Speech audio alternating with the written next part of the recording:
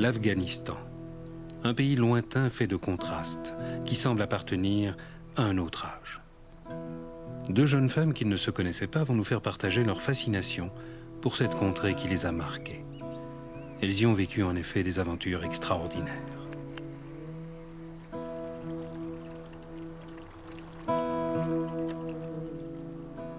C'est dans les années 70 que Madame Gerhardt découvrit avec sa caméra un pays qui vivait une époque de paix relative. Le voyage d'un groupe d'amis, hors des sentiers battus, lui permit de nouer quelques contacts et de découvrir une population accueillante. Mais c'est surtout la majesté des sites qui l'impressionnèrent.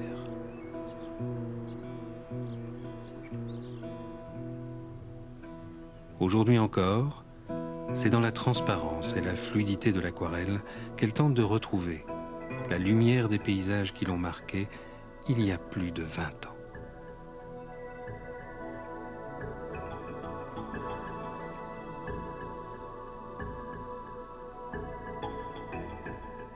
Et le petit groupe, c'était un club d'amis, un groupe d'amis? Non, on ne se connaissait pas au départ. Moi, je ne connaissais que Claude.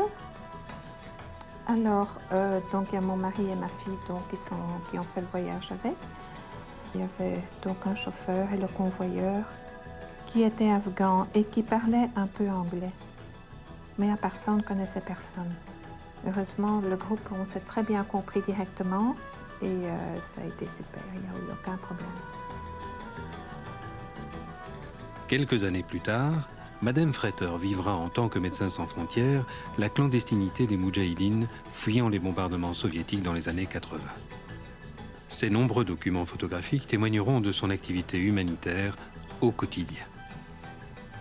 Rencontre de deux vécus, de deux regards, de deux témoignages qui nous parlent d'un pays fascinant, secoué par de continuels bouleversements.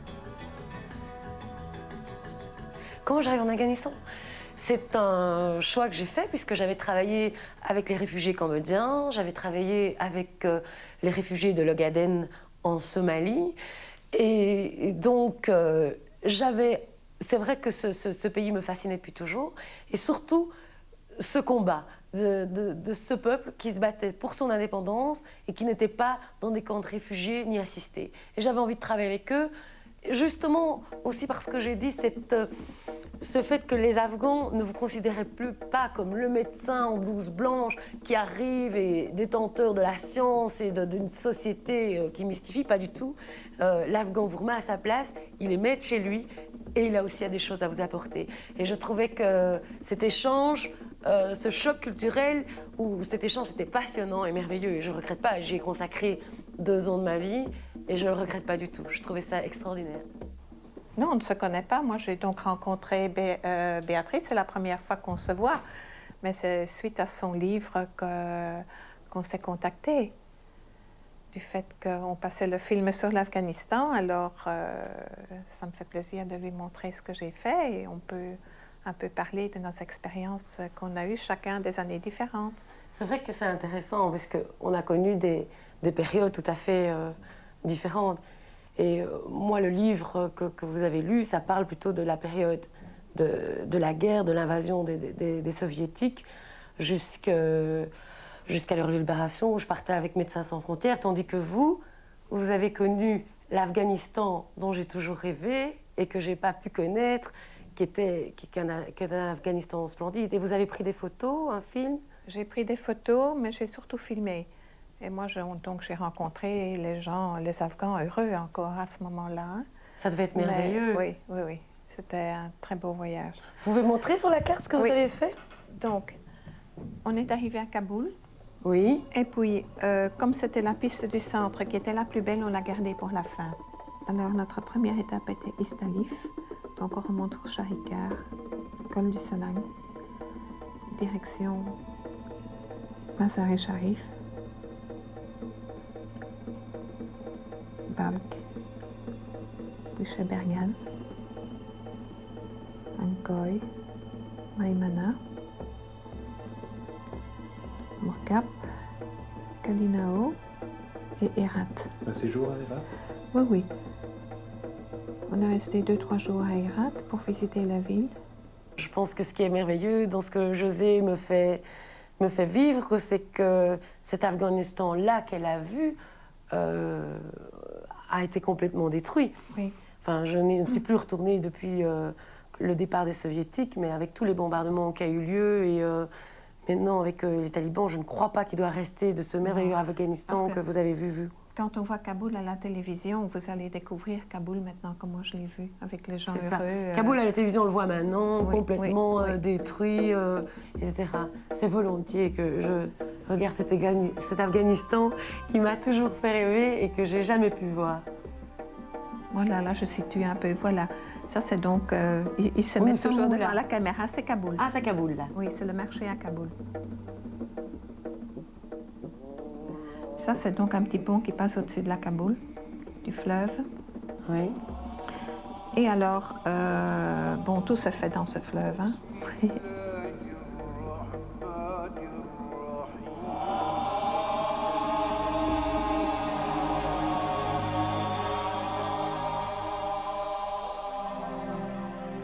Vous montez d'abord vers le nord, alors. Oui.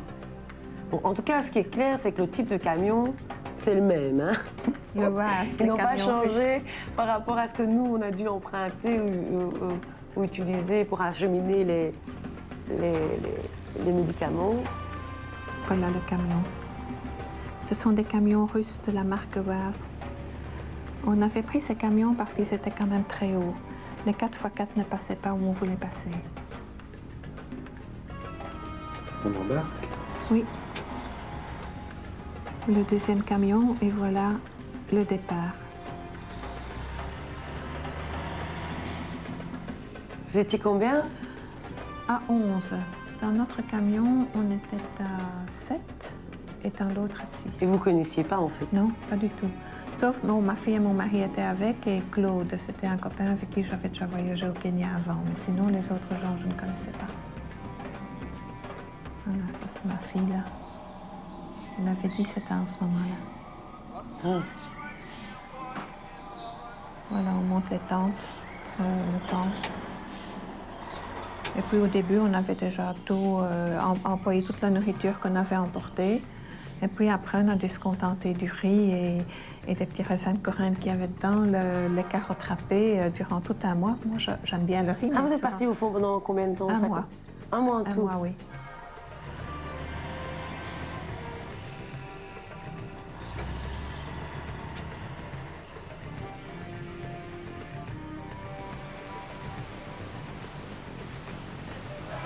Donc, chaque fois qu'il y avait de l'eau, on en profitait. Ça, c'est ma fille Erika, tout habillée. On était quand même, après un quart d'heure, on était de nouveau sec, donc c'était pas grave.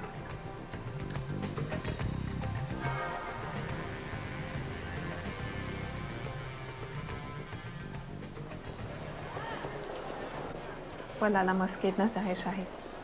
Oh, elle est superbe, la mosquée. Et celle-là, elle existe toujours, au fond, vous savez ou pas? Ou elle a été bombardée? Je ne sais pas. Regardez l'échelle.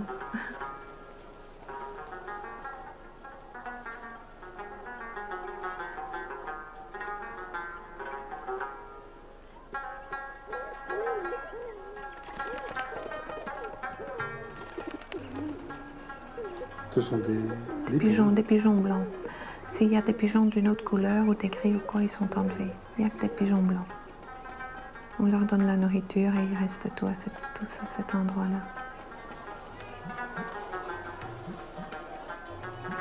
Et les hommes, par rapport à vous, qui arriviez, vous étiez habillés normalement et... Disons qu'au départ, non, j'ai acheté une robe afghane pour surtout pour les sur campagnes, place, oui. Et les hommes étaient très respectueux, très gentils, aucun problème. Moi non plus, j'ai eu Voilà, aucun problème. les fameuses calèches avec leurs chevaux, avec les pompons, il y avait des couleurs. Il y avait ça qu'à Mazar-e Sharif ou là vous l'avez vu dans d'autres villes? Mazar-e Sharif seulement. Ah oui, parce que j'ai jamais entendu parler de ces petites calèches. Et donc maintenant vous commencez à redescendre. Et oui, et ça c'est maintenant nous arrivons à Balkh. C'est quand même une ville qui était très connue à l'époque d'Alexandre le Grand. Et alors, toutes les ruines qu'il y a, j'ai même ramené des pièces de monnaie encore de l'époque que je voudrais une fois faire estimer pour voir si elles sont vraies. Mais ça j'avais un très beau souvenir de ça aussi. Et vous avez vraiment l'impression, quand vous arriviez dans tout ça, de découvrir un pays qui n'avait pas été beaucoup vu par les touristes jusqu'à présent? On se croyait dans un autre siècle. Hein. C'était pas... Oui, mais ça c'est resté, mais encore pire, j'imagine. Alors là, il y a des tempêtes de sable.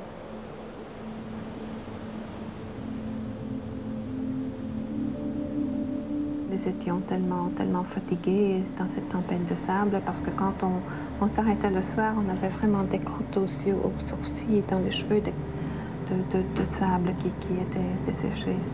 Ça faisait du bien de se laver un peu, mais comme on n'avait pas beaucoup d'eau, vous voyez, il y a tellement de sable, de poussière qu'on ne voyait pas la voiture, le camion qui suivait.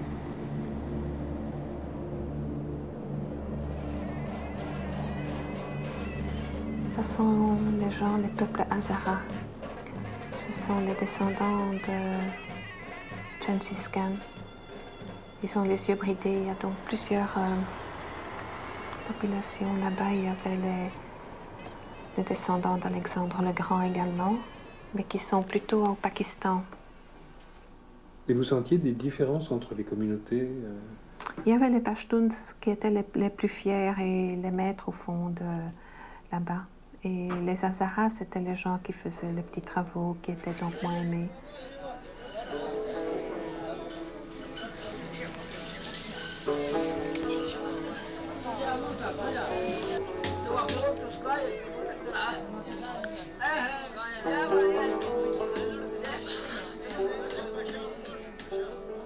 Disons que là, on voit, il y a donc le radiateur du camion qui se trouve donc à côté du chauffeur. Et il faut chaque fois s'arrêter et jeter de l'eau dessus pour la rafraîchir. Vous n'aviez pas de radio? Non.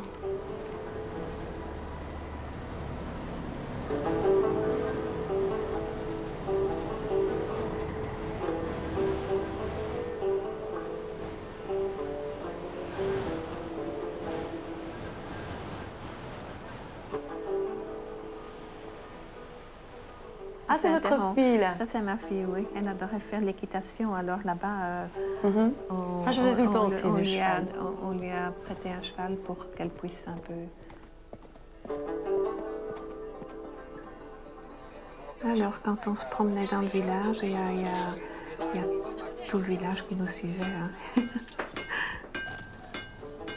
Les enfants sont beaux aussi, ils ont des grands yeux noirs.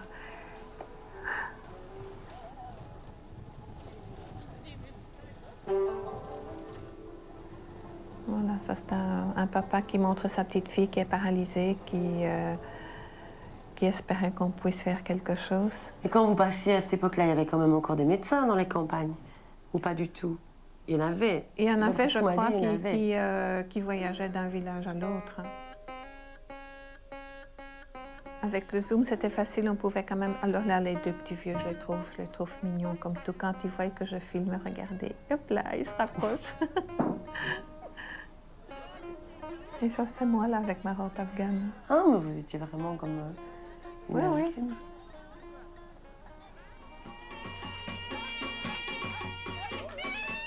Ça, c'est donc Herat.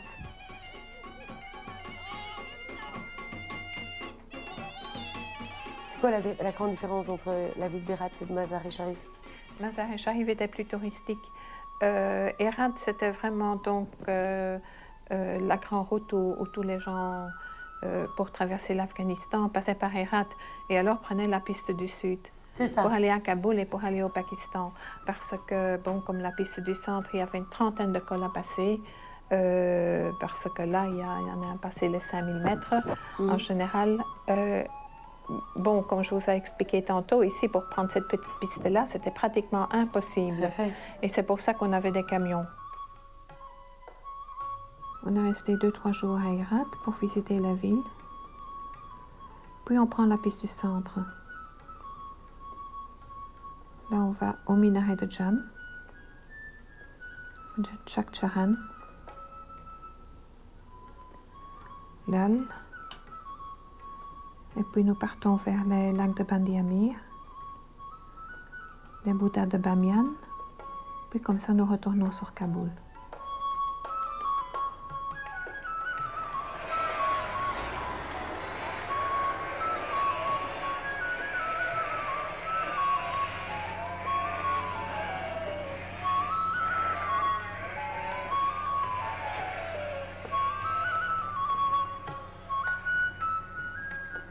Voilà, moi sur le camion, on voit plus que mon ombre.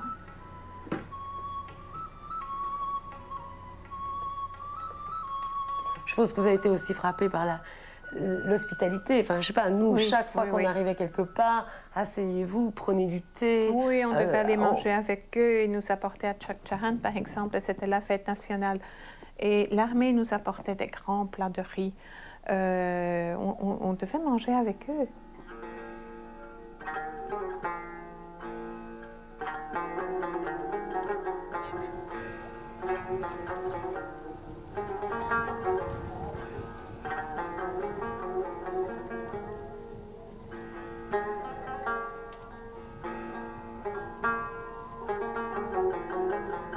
Ici, ça va être le passage qui est le plus difficile, qu'on ne sait pas si on doit retourner à Herat ou pas.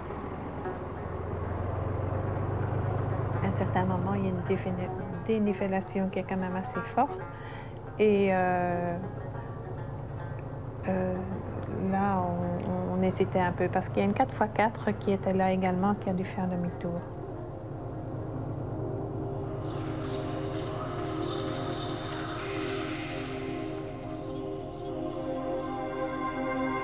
Cette dénivellation, vous voyez?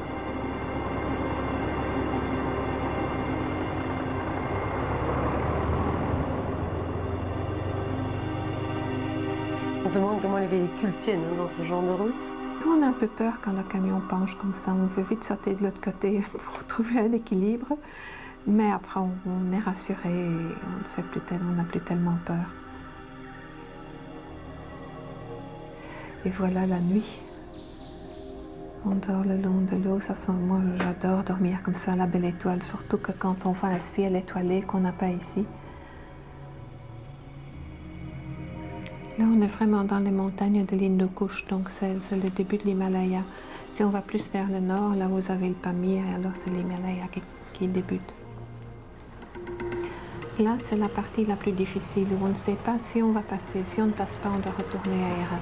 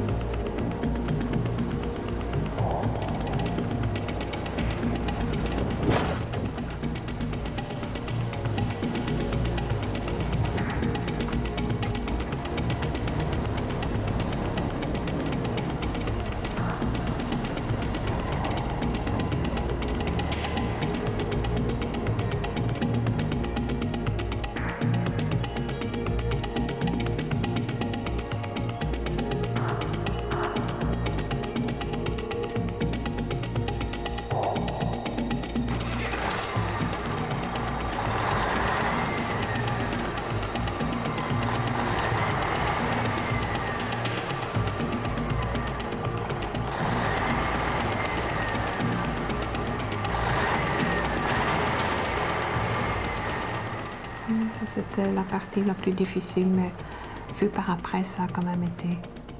Mais là, on a eu peur. Si on devait retourner, on perdait quand même 1 jour et demi. Pour retourner, donc 3 jours du voyage.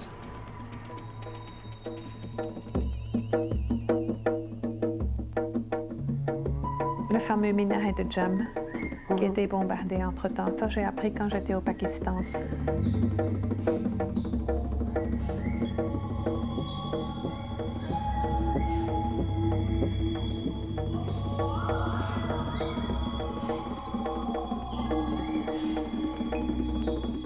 Et où il est ce minaret?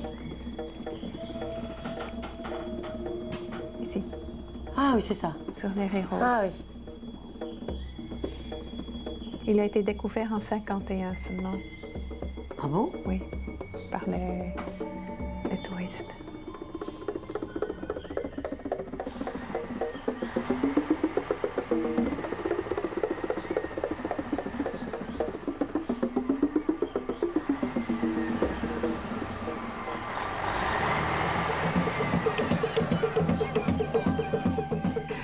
Voilà, là on arrive à Chakchahan, c'est la fête au village. On se prépare pour le jeu du Boscachi. On nous a installés au premier rang. On était les invités.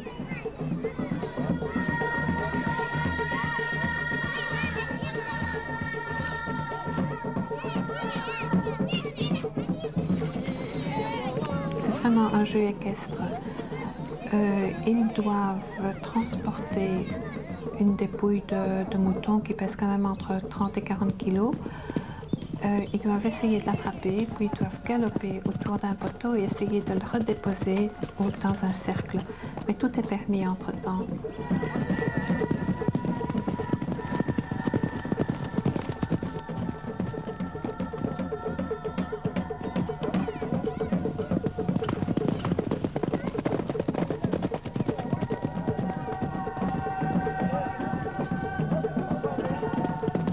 À un certain moment, on était donc assis au bord de cette piste et on voyait que les chevaux arrivaient vers nous. On a tous dû s'encourir. C'était dans la foule avec leurs chevaux.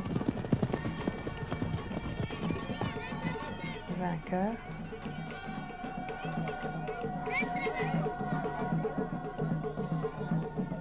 Voilà ma fille et les chevaux.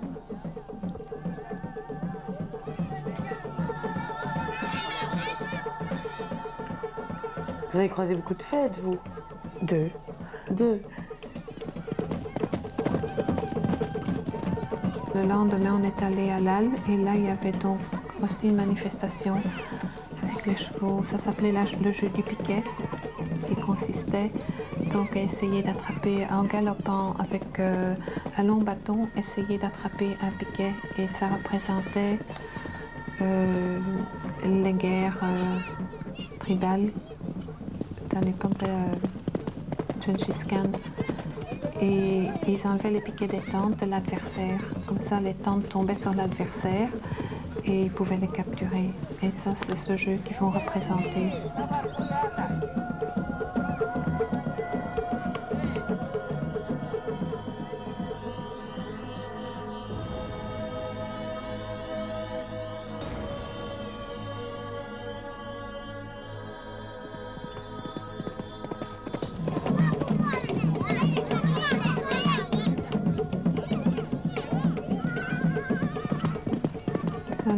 C'est un petit poulain qui suit sa maman. J'avais tellement mal au cœur, je dis le pauvre, il doit essayer de se...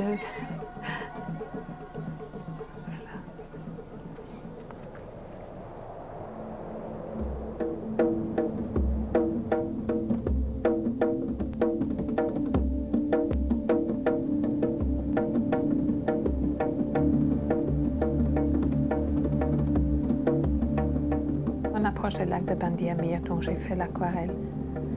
Vous avez fait une aquarelle? Oui, celle-là qui est sur le chevalet.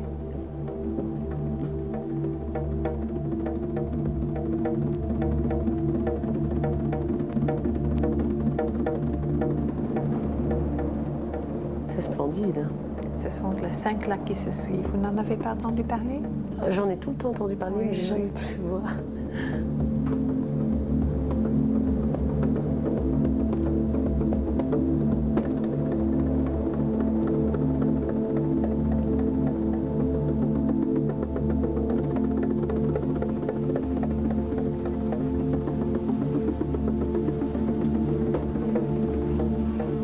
Même pour les chevaux, les chemins n'étaient pas difficiles, faciles. Et là,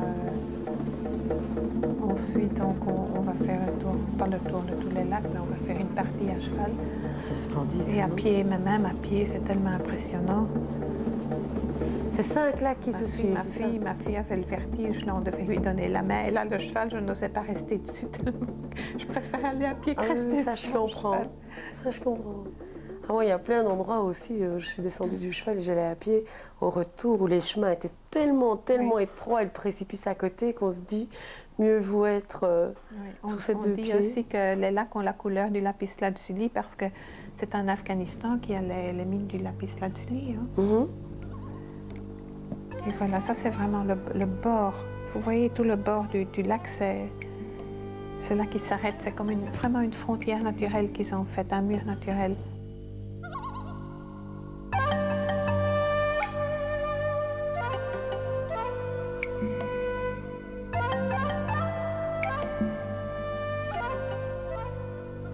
Voilà, comme ça, l'un se déverse dans l'autre.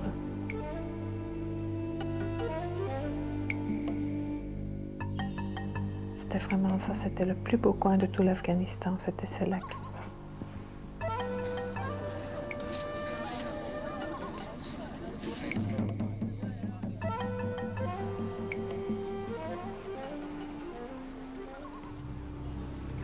Là, ce sont les troglodytes, il y a des gens qui vivent dedans.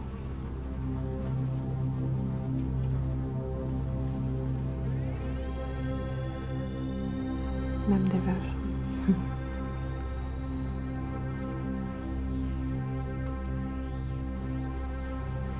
La ville des murmures. Ce qu'on appelle la ville des murmures.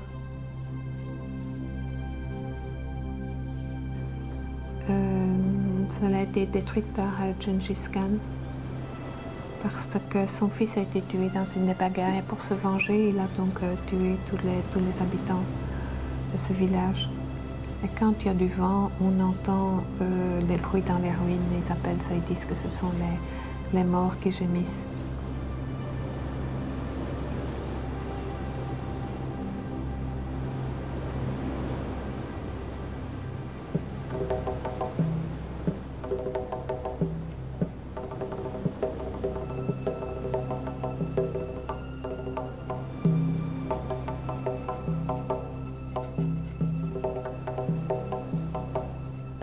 Et alors, ça c'est Bamiyan, les Bouddhas. Il y a un grand Bouddha qui a 53 mètres. Ils sont en restauration maintenant. Et puis un autre encore de 35 mètres. C'était bien la route de la soie, quoi. Ça, c'était la route de la soie, oui.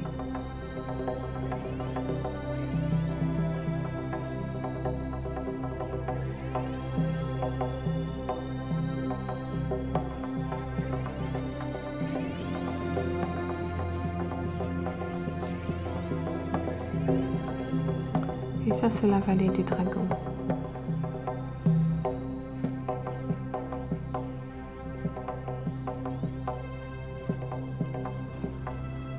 Oui, il s'appelle ça un dragon. Vous voyez donc toute cette lignée-là. Il y a donc une source en dessous. Et on entend aussi l'eau couler quand on se couche sur le dragon. On entend tous les bruits de fond.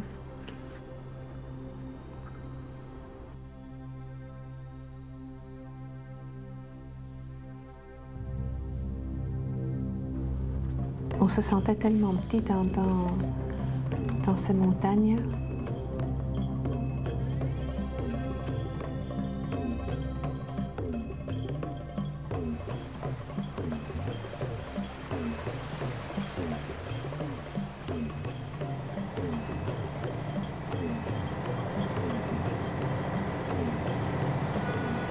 Ça, c'est la piste qui va vers Mazar-e Sharif, donc qui part d'ici.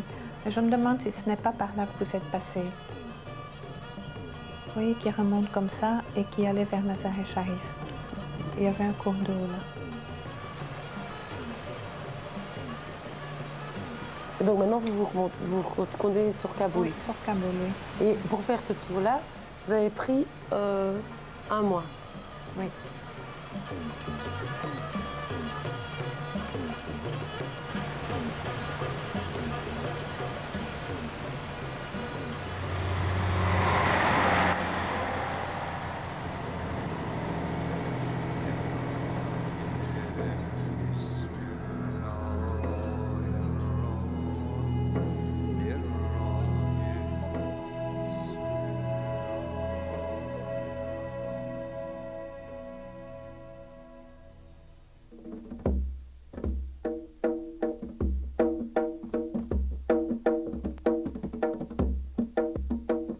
nous, c'était tout à fait à nos risques périls. Donc on était déguisés en moudjahidines pour passer la frontière et ça se faisait au risque de notre vie. Donc ça c'est l'équipe avec laquelle je suis partie. Marie, qui est une infirmière française, Rudy, un infirmier radiologue belge, Paul, un médecin anversois et moi-même. Ici, on a la carte de l'Afghanistan. C'est une carte que j'ai. On voit bien que là, il y a le Pakistan, l'URSS est tout près, et ici, encore le Pakistan. Alors nous, on arrive évidemment ici, Peshawar, où nous avons dû faire le stock de médicaments et de munitions. Miramshah, c'est là que nous avons traversé la frontière afghane. Alors les grandes villes d'Afghanistan, c'est Kaboul, la capitale, Kandahar, Herat et Mazar-i-Sharif. Mazar-i-Sharif, c'est en dessous de Mazar-i-Sharif que nous étions en mission, exactement là. Alors, nous, pour faire notre mission, nous avons dû partir de Miramshah, dont je vous ai dit, au Pakistan, éviter Kaboul et Ghazni, donc aller en dessous de Ghazni, rejoindre le cœur de l'Afghanistan, donc toute cette région-ci, qui est l'Azarajat et qui est très montagneux et très en relief, et pour enfin remonter et joindre l'endroit où était l'hôpital vers Mazar-i-Sharif ici. Voilà tout le trajet qu'on a dû faire au lieu de pouvoir aller en ligne droite.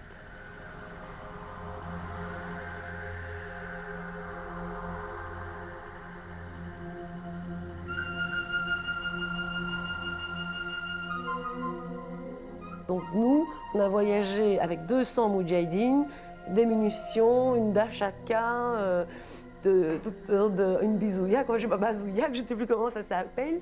Et donc un convoi de 4 camions, un autobus, nous étions les 4, l'équipe de 4 et 200 moudjahidines. Après un voyage de 20 jours, nous sommes arrivés au nord, à l'hôpital où on devait travailler.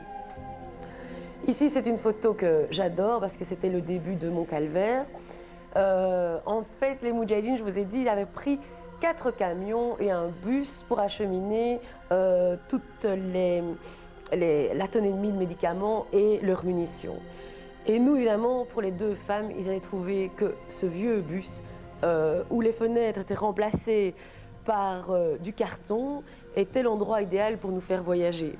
Quand j'étais là-dedans, j'avais un sentiment de claustrophobie énorme, avec toute la poussière qui rentrait en dessous des cartons et en plus sans rien voir, avec des alertes constamment.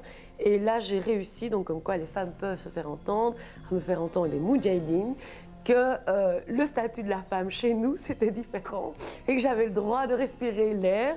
Et donc, après 1 jour et demi de négociation, je suis arrivée au fait que j'ai pu être sur les camions et respirer un peu d'air et autre chose que de la poussière et voir où j'allais.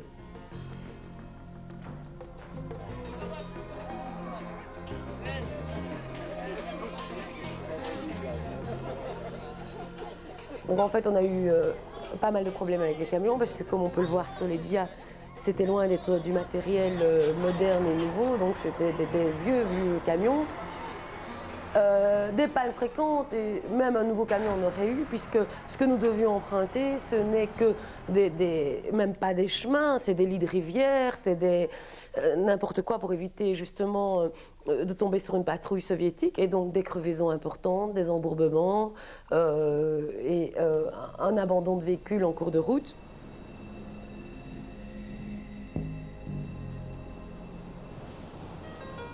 C'est une dia qui montre la plaine et un char soviétique qui traverse. Alors le jeu des résistances, c'était clair, il y avait une colonne de chars soviétiques qui était là, mais eux, il n'y avait pas de problème.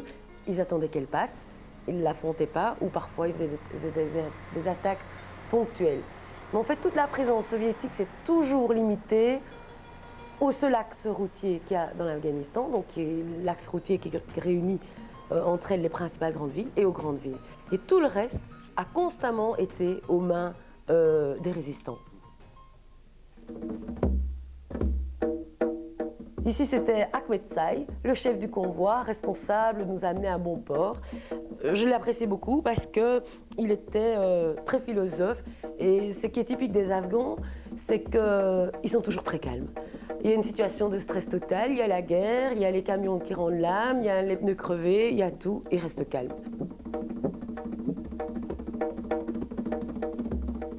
Quelques photos ici de Moudjahidine et de leur fameuse Kalachnikov. C'est quoi un Moudjahidine? Un Moudjahidine, c'est un résistant qui croit à l'indépendance de son pays et qui croit surtout que s'il est mort, il sera un martyr, donc un shahid, un protégé. Donc c'est un résistant qui a la foi.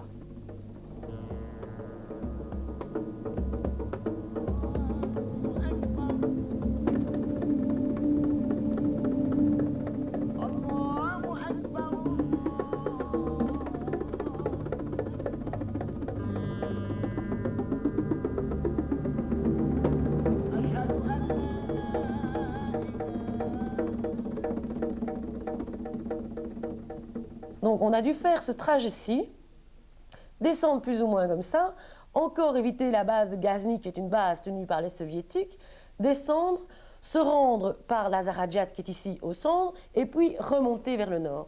Ce qui explique la durée du trajet.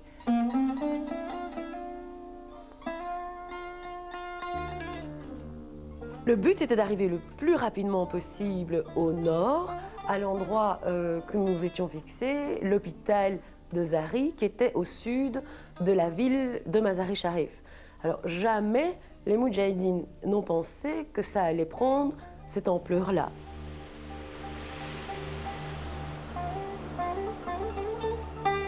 Comme il y a eu beaucoup de retard, finalement ce qui devait arriver est arrivé. La neige est tombée, ce qui est normal en hiver avec les sommets, et que le convoi, les camions n'ont plus pu continuer à avancer. Et donc là, on a vraiment cru qu'on s'en sortirait jamais. On est resté bloqué dans un village du nord de la Zarajat. On a dû décharger tous les camions ont dû être abandonnés, et on a loué dans la région tous les ânes qu'on a pu pour transporter petit à petit les munitions et les médicaments vers l'endroit où nous devions être. Et donc là, on a vécu 10 jours de marche à pied, dans la neige, à traverser l'école. Et c'est encore plus dur pour les ânes que pour nous, parce que ça glissait et eux, ils étaient chargés des munitions.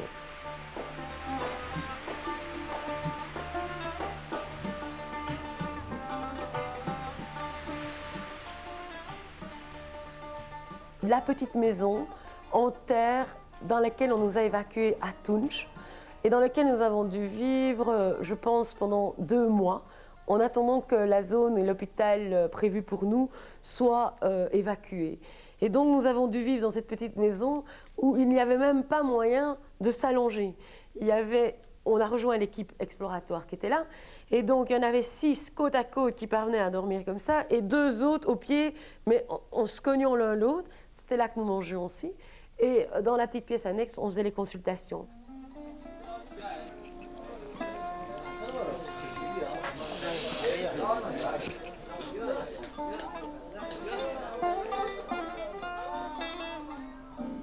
C'est quelques visages de petits enfants de là-bas qui gardent le sourire et qui ont maquillé toujours. On colore beaucoup les enfants, ils ont des habits très très colorés, on souligne leurs yeux au col. Et à la différence des femmes qui doivent être voilées souvent, enfin d'extérieur, parce qu'à l'intérieur, quand elles sont chez elles, elles sont toutes maquillées, toutes jolies et avec plein de couleurs.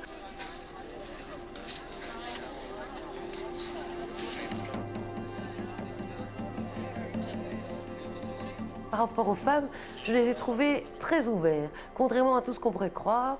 Donc en fait, moi je ne faisais rien pour les provoquer, donc pas question évidemment de mini-jupe, de short, même de jupe. Je respectais leurs conventions, je mettais un large pantalon ou une longue jupe, enfin de toute façon je m'habillais avec les habits de là-bas. Et parfois un petit foulard sur les cheveux éventuellement, mais ils acceptaient que je ne le mette pas, mais au début je le mettais toujours. Et petit à petit, moi j'ai remarqué ça, que plus on les respecte, plus ils voient qu'on les accepte dans leur conscience, plus eux, ils font un pas vers vous et ils acceptent aussi votre manière de faire. Quelques dias ici qui illustrent un peu notre travail médical. Ici, c'est un petit enfant qui n'est pas un blessé de la guerre, mais on avait aussi des blessés civils. Ici, c'est un petit enfant qui est tombé la tête la première dans un four. Parce que les fours sont à même le sol, et évidemment, ils n'ont pas des petites barrières ni rien du tout. Et donc, il était tombé la tête dans le four, donc il était tout brûlé. Donc, j'ai dû le soigner comme je pouvais. Mais ici, cette photo-là, je l'aime beaucoup parce que c'est l'illustration de ce que je vous ai raconté. C'est quoi? C'est 5 femmes qui sont venues en consultation. D'ailleurs, vous voyez bien, à leur visage, elles n'ont rien. Mais elles ont fait croire à leur mari qu'elle était malade, simplement pour me rencontrer et parler avec le médecin qui était arrivé. Et alors, on les voit toutes en train de rire, de raconter des histoires. Et bon, ben, il fallait parler un petit peu avec elles. Mais donc, ça aussi, on avait comme consultation.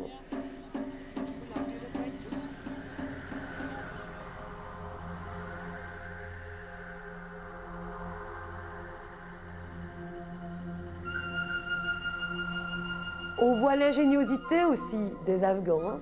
Ici, c'est un garçon de peut-être 12 ans qui, avec son vélo, plus qu'une roue et un pédalier, a inventé un système pour aiguiser les couteaux et les lames de couteau. Donc je trouve que ça s'en apprend aussi. C'est ce qui se choque très très fort quand on revient ici, c'est la société de consommation.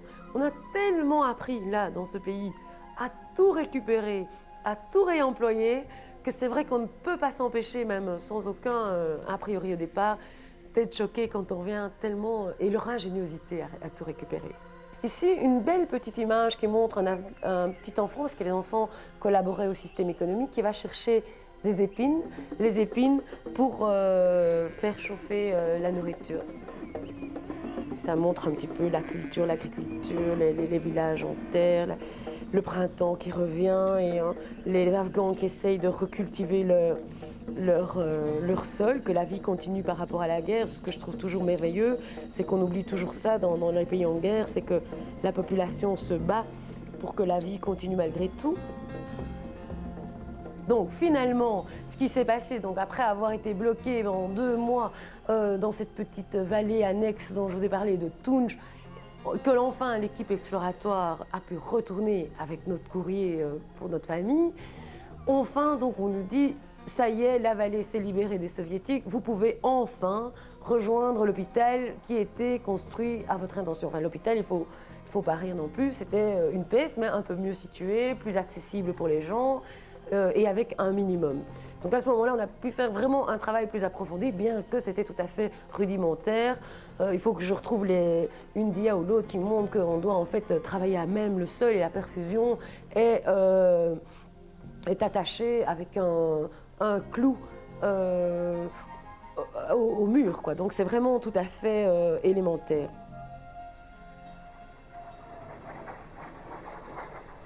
Ici une image pour rappeler la guerre, les mythes qu'on voyait qui terrorisaient la population.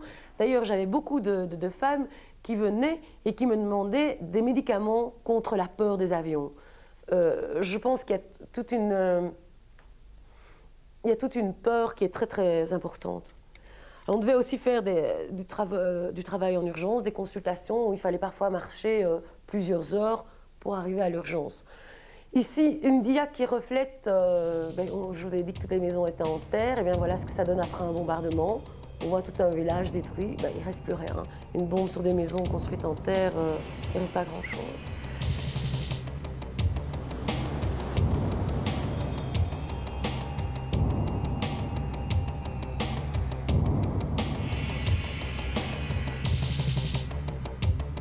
Ce qui aidait ces gens à tenir le coup, malgré tout, c'était tout le temps l'islam et la force de l'islam. Et ça peut un peu expliquer aussi ce qui se passe actuellement dans le contexte. Donc, cette guerre a détruit les structures sociales, mais aussi renforcé le poids de l'islam.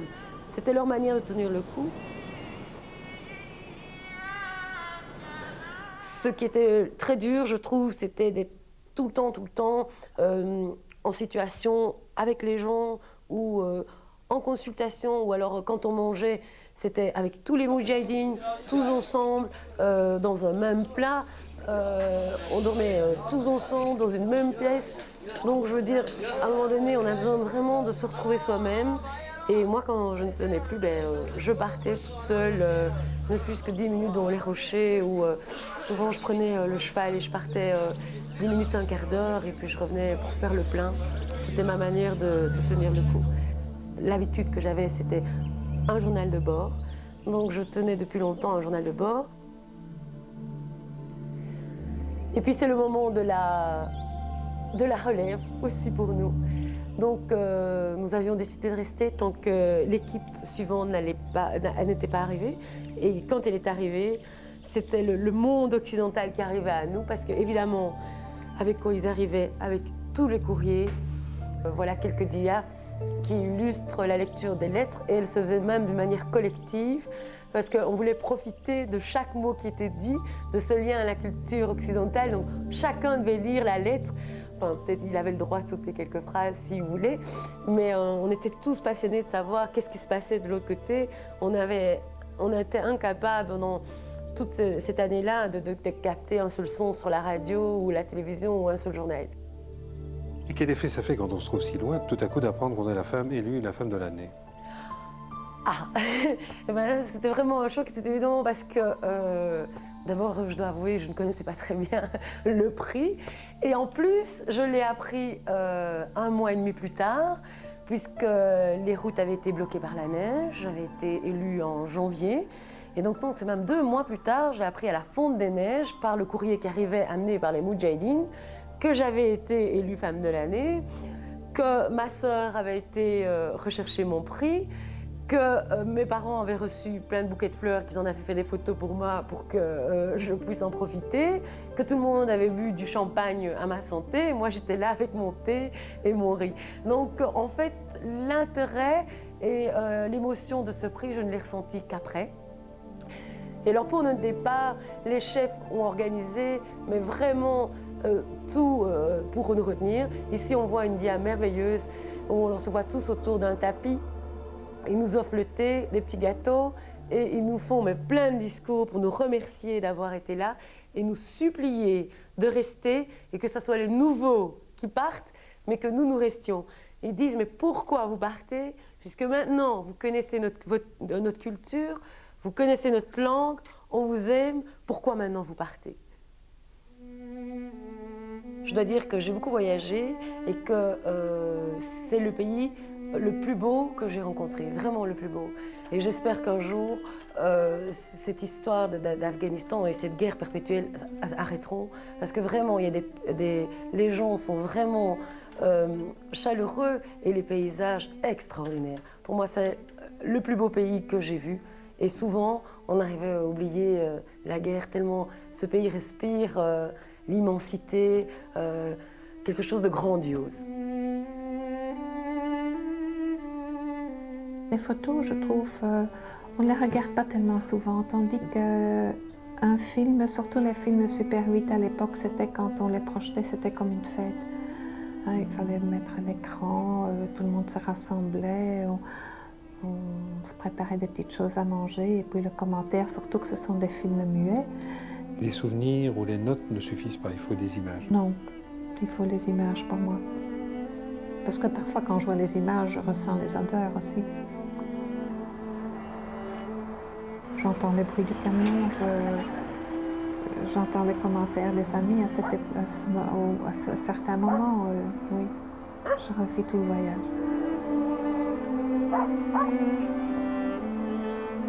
Et à la vision de vos images, qu'est-ce que vous souhaitez qu'on en garde? La beauté du pays, alors comment les gens étaient à cette époque-là et ce qu'il est advenu de ce peuple. Ils étaient tellement gentils, tellement heureux. Et alors quand je regarde maintenant ce qui se passe avec l'Afghanistan, ça me fait mal au cœur.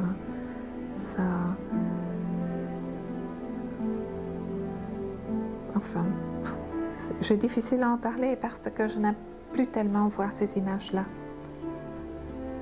Je préfère garder le souvenir de l'Afghanistan que j'ai connu.